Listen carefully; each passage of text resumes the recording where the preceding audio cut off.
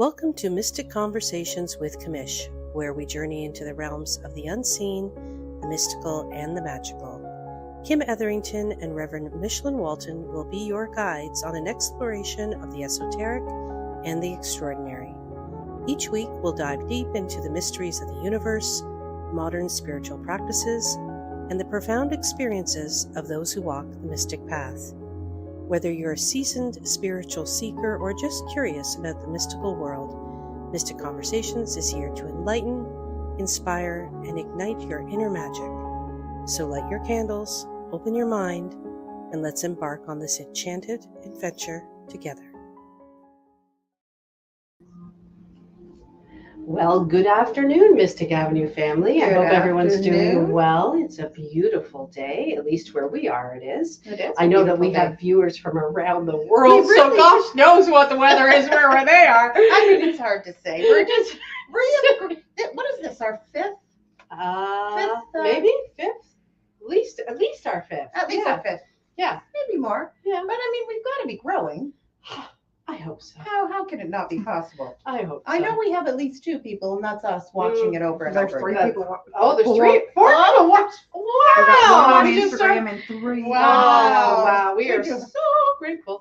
Anyways, thanks so much for dropping in now. If you're watching it later on when it's recorded, also thank you for doing that.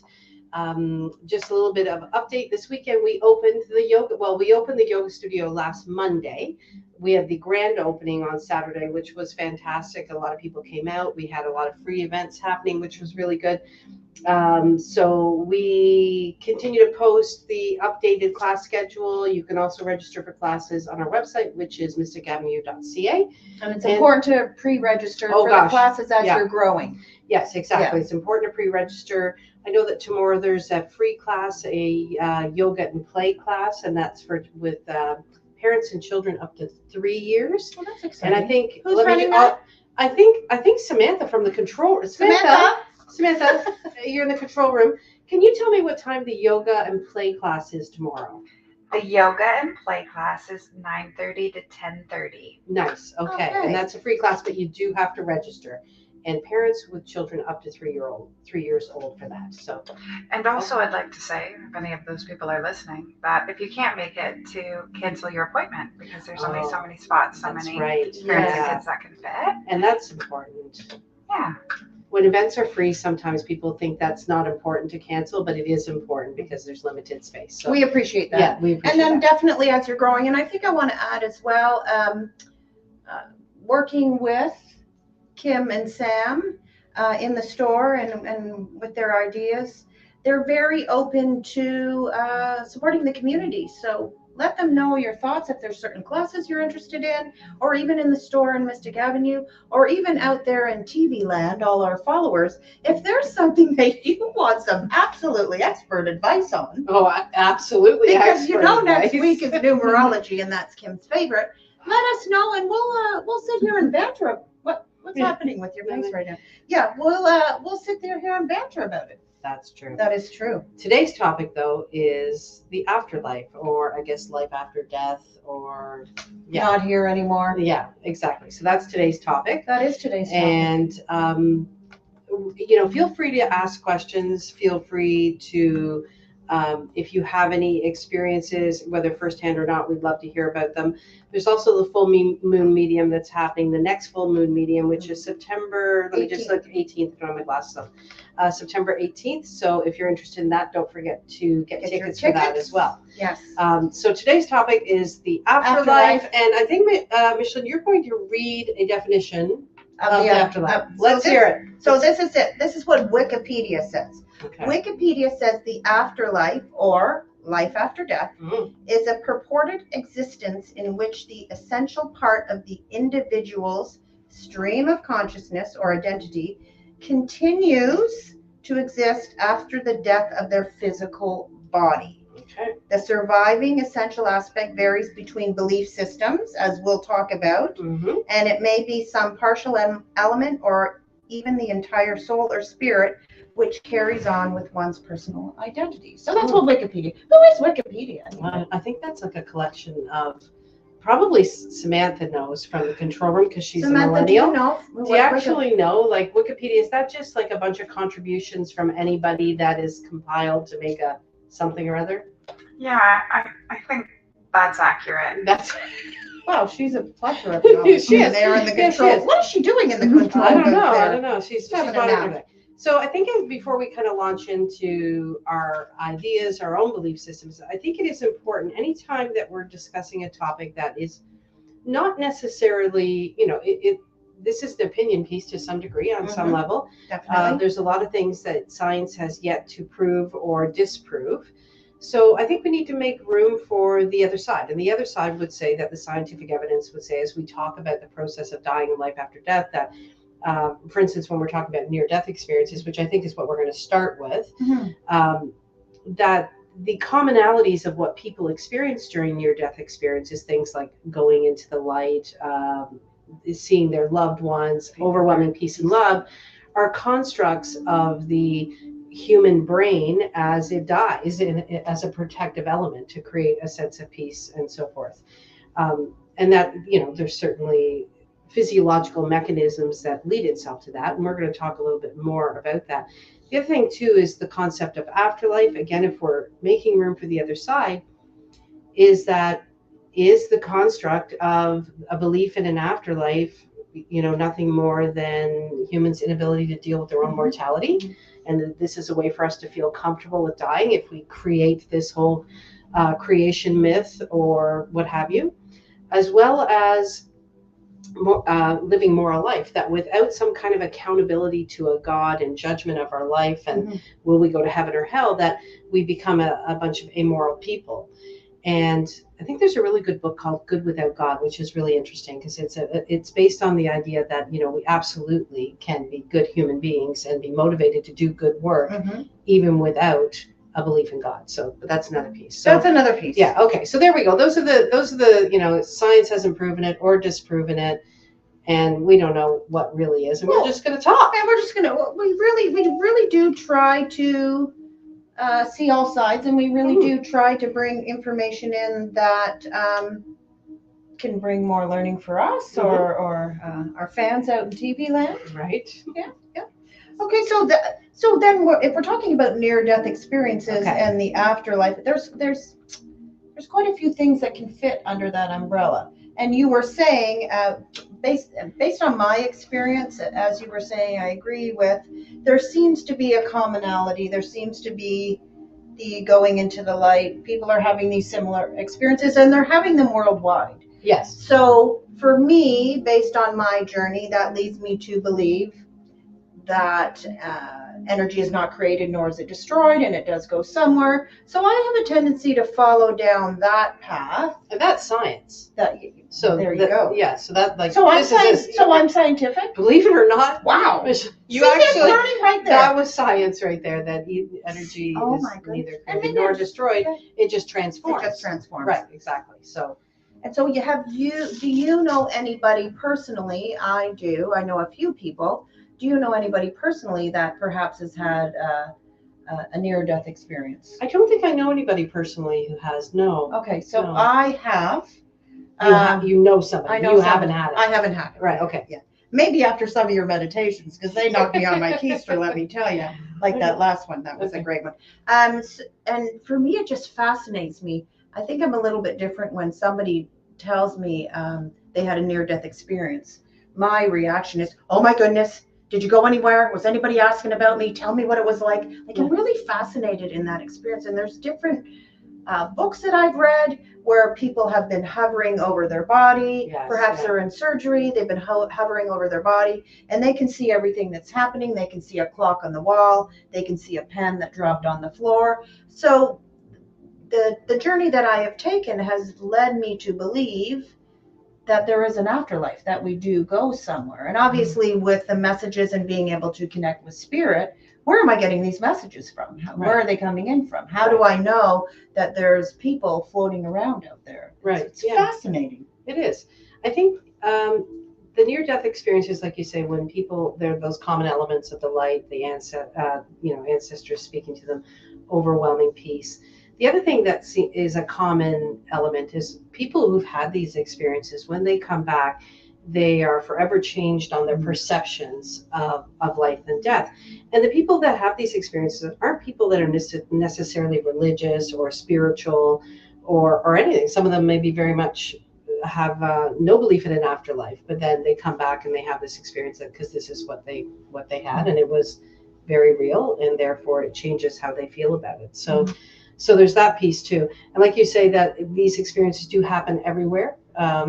That people are having these experiences at crucial points of almost death or moments of death, but you come back. The other thing that you see a lot in these experiences that people talk about, I don't know if this is all relevant to the people you know, but their loved ones that they meet, should they meet loved ones, tell them that it's not time yet. Yes, I hear that a lot. Yeah, I don't know. that you need to go back. That you need to go back. And there is a feeling, and that also I feel is a commonality in what we hear in and around these experiences in and around the afterlife.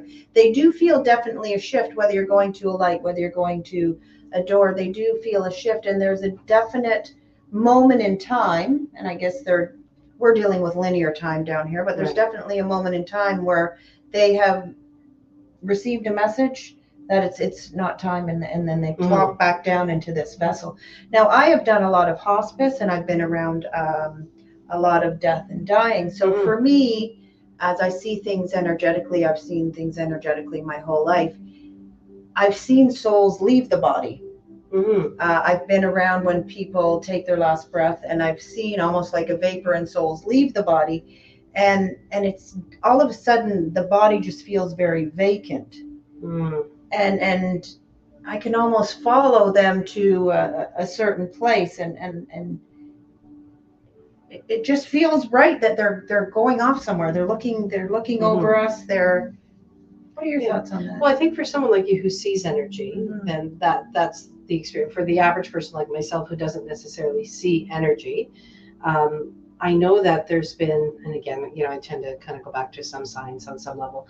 There's been research where they have used weight, and at the time of death, that there is a discrepancy in the body's weight. So let's say, people are in their deathbed, the bed is in some type of measurable scale. I don't know how it's done, to be honest. That's fascinating.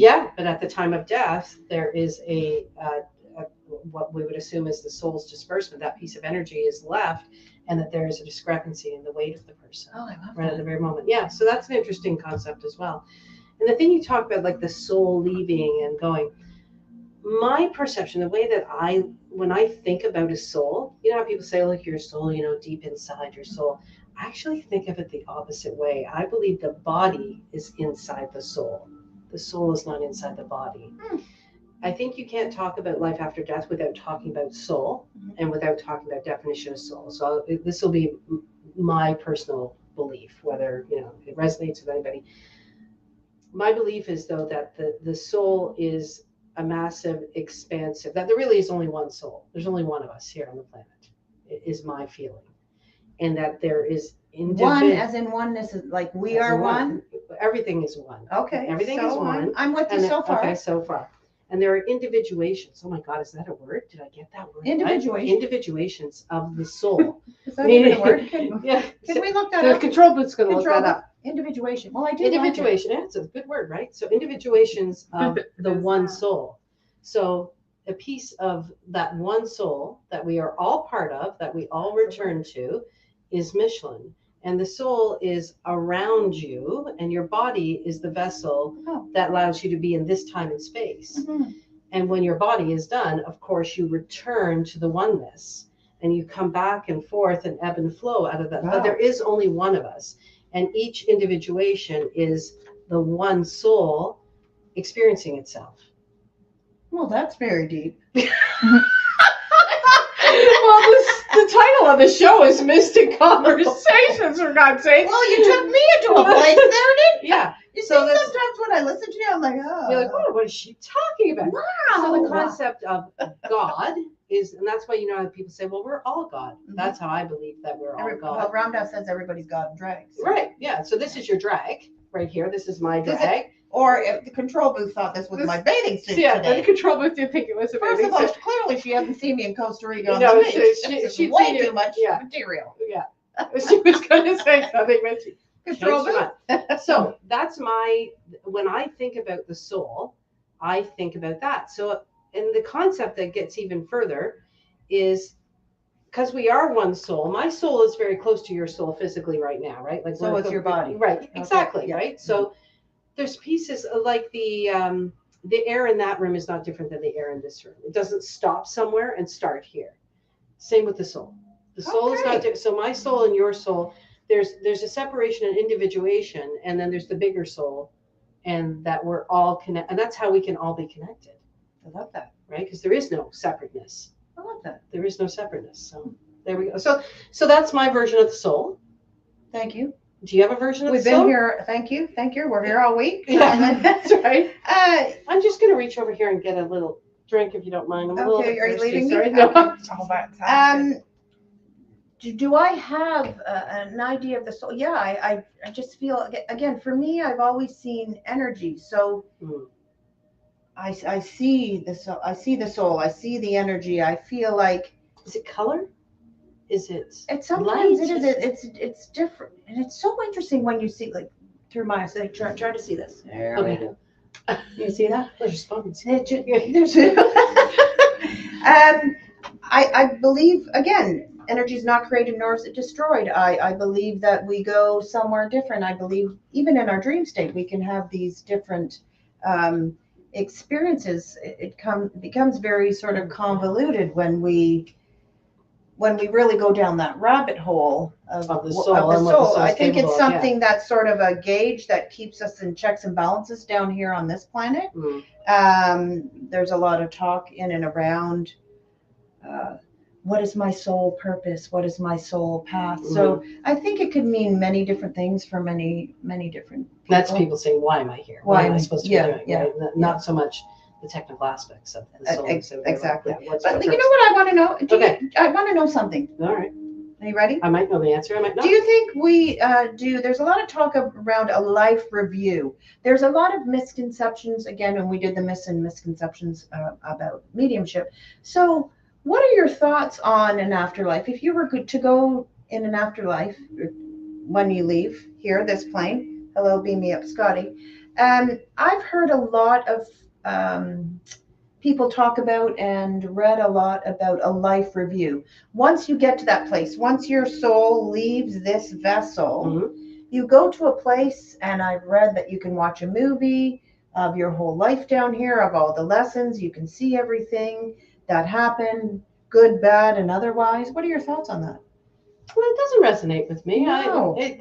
I mean, I wonder, is that kind of leading into the judgment piece for people? Like, when they think that, their life is reviewed because they're looking for the tally of, I did this much good, I did this much bad, off to heaven, off to hell you go, you're a little bit longer in purgatory for you, or just that the whole process of leaving the world, there is a review. And if space-time continuum is important, right? Because that could happen in a millisecond for the soul. Oh, sure, it can. Right? There's only linear time in contracts down here. Down here. And you said a word there. You said purgatory. My perception of purgatory is just a waiting room.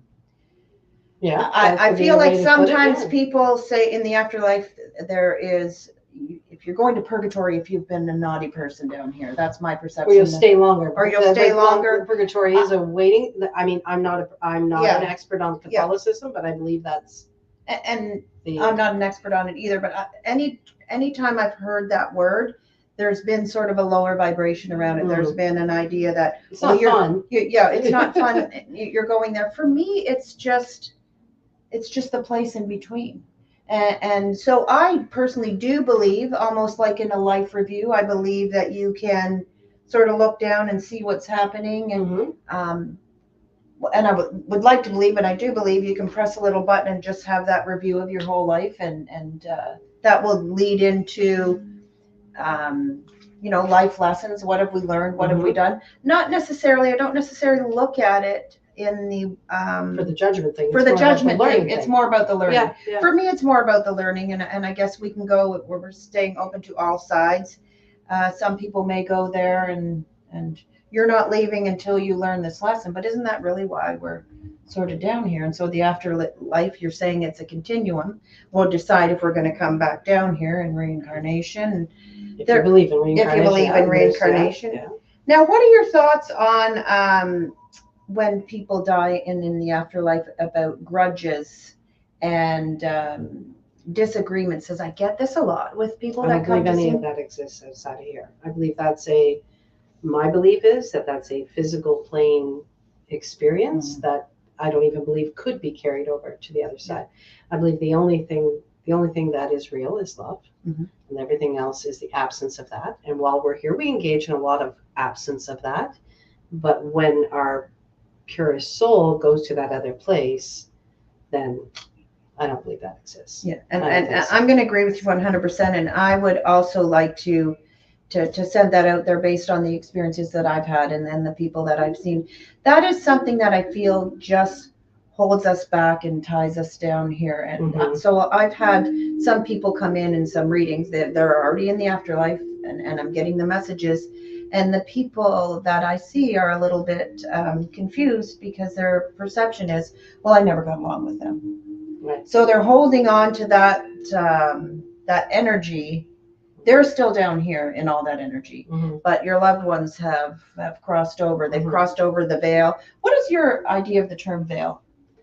I think veil is a metaphorical or energetic threshold that exists between the physical plane and the non-physical plane. And I mean, I guess that's the best thing you could call it, is the non-physical plane. Is everything happening all at once here all the time? Or, when people have this imagined idea that you go to heaven or you go to hell, the up or the down, what is up or down? Like, when you talk to the astronauts when they're out in space looking back on Earth, their minds are blown because there's no such thing as an up or a down, right? The Earth is there, it's over here, or depending on where you are. So I think it is, that space that whether it's a physical, it's not like a physical entity, I don't think of it that way, but an energetic existence of a separation between physical and non-physical.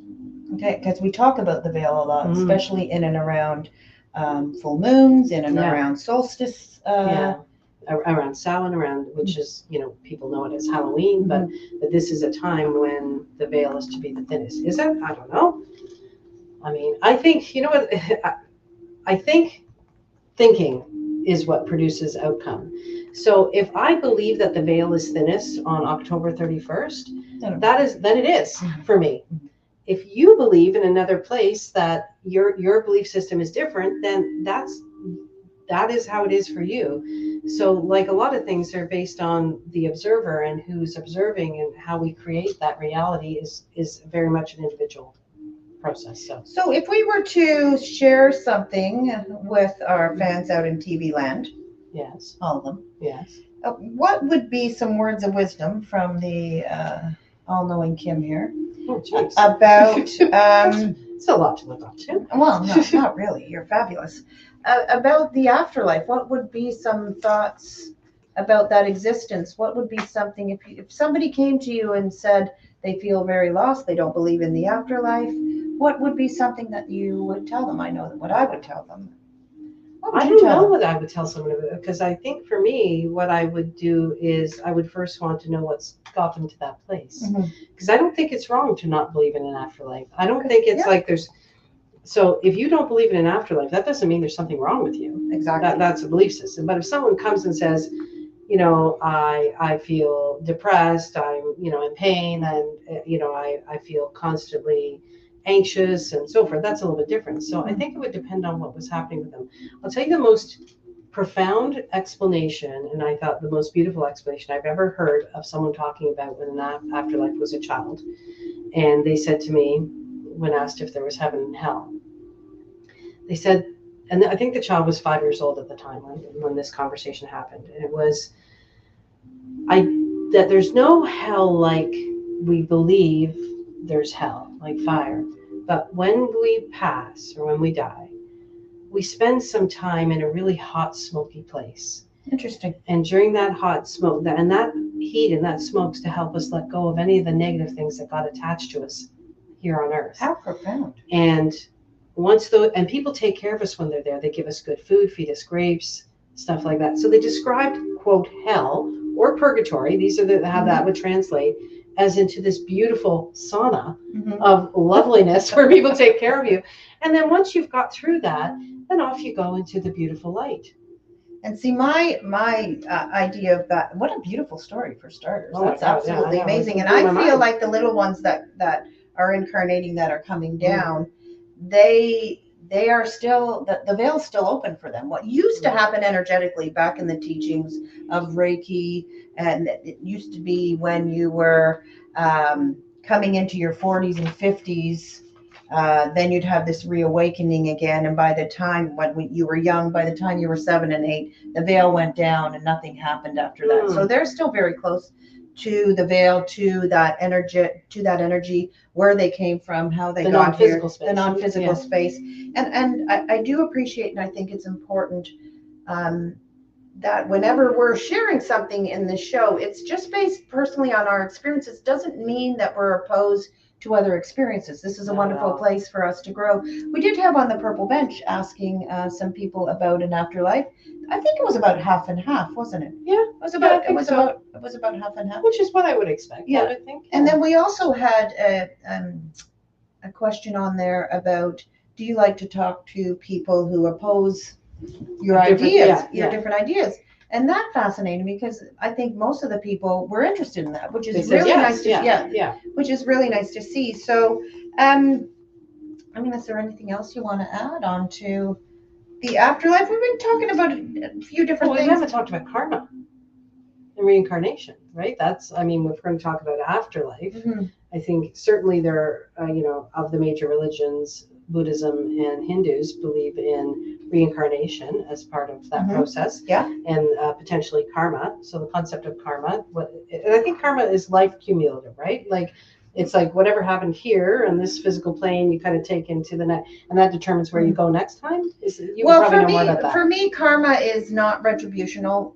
My perception. It's not, you did something to me, therefore I have charge of what your karma is going to be. Right. I feel like karma is a life lesson. There's a lot of talk now in and around the spiritual community of breaking family karma, family trauma, generational trauma. I feel like karma is just a life lesson. It's just energy. Like attracts like. Be a good person. Good people will be around you.